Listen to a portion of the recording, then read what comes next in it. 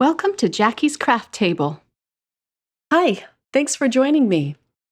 I'm creating more tin pin cards in this video, except for this time I'm magnetizing them. This makes the card a little more interactive and fun for kids and adults alike. Who doesn't like playing with magnets? The magnet that I'm using behind this cardstock is a neodymium magnet, which is really thin and really strong. I'll show you how I put it together. I'm starting out with coloring my little bunny. The stamp set I'm using is from Darcy's Heart and Home, and this one's called Happy Mail.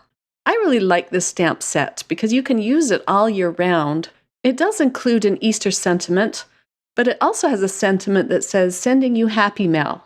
So I'm going to have to create another card with the other bunny. They're both so cute. I'm stamping the bunny holding the Easter egg onto a piece of Nina Solar white cardstock, and this is 80 pound. I'm going to be doing some Copic coloring. Very quick and easy Copic coloring, because I want the bunny to be white. So I'm just going to be putting in some shadows around him. My ink is Copic friendly extreme black ink from My Favorite Things. I stamped that a few times just to get a good impression.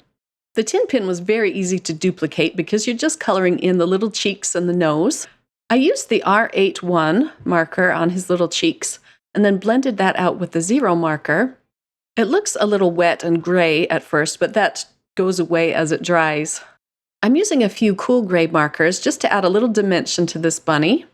For the rest of my coloring on this image, I tried to choose Copic markers that would match up with some of my Distress Oxide inks.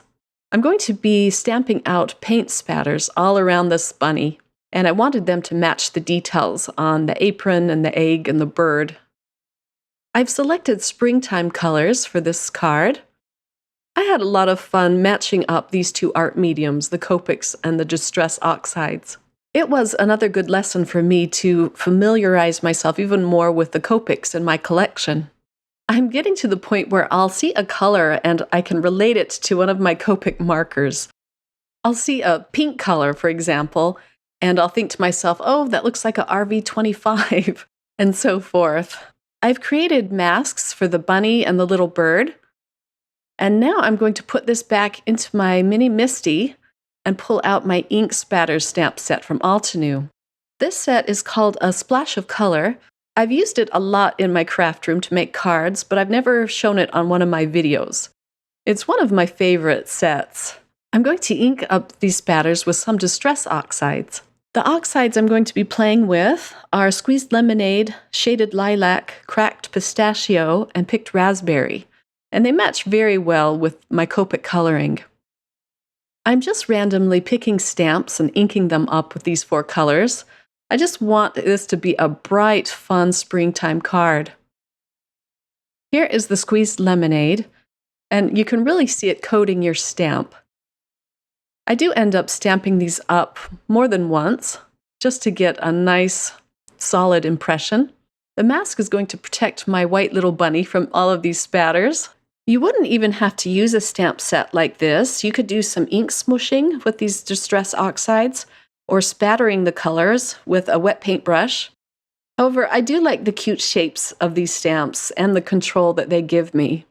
And these stamps are a little more of a controlled mess. When I do ink spattering, I get it all over my work surface. I'm peeling off the masks now. It was a little difficult to pull up because I did stamp a lot of ink over this mask. However, this sticky note paper did an excellent job of protecting my images. I'm using a sheet of MFT's Razzleberry cardstock to create a card base for my card panel. It's going to be a top-folding A2 sized card.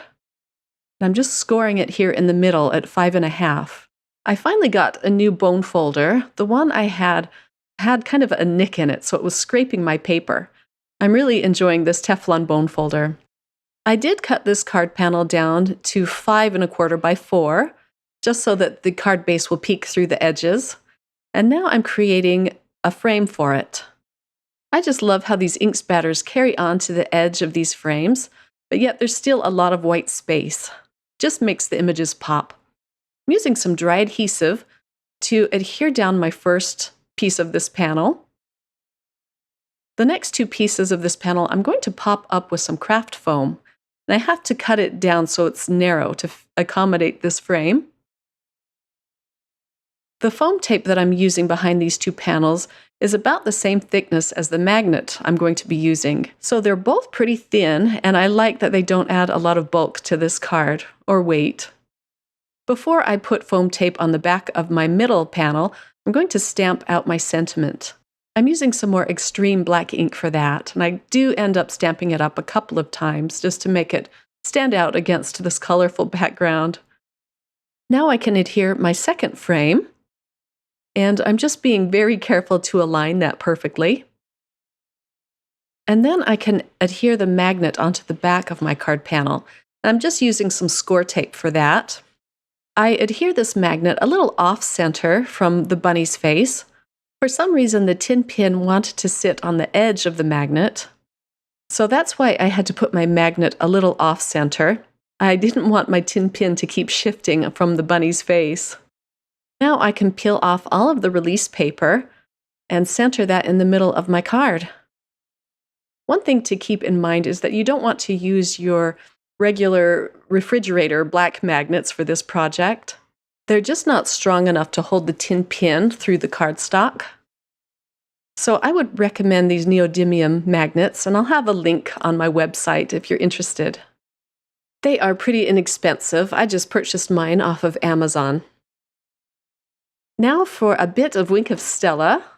I always love to add a little bit of sparkle to all of my cards, or at least most of them, especially on an Easter card.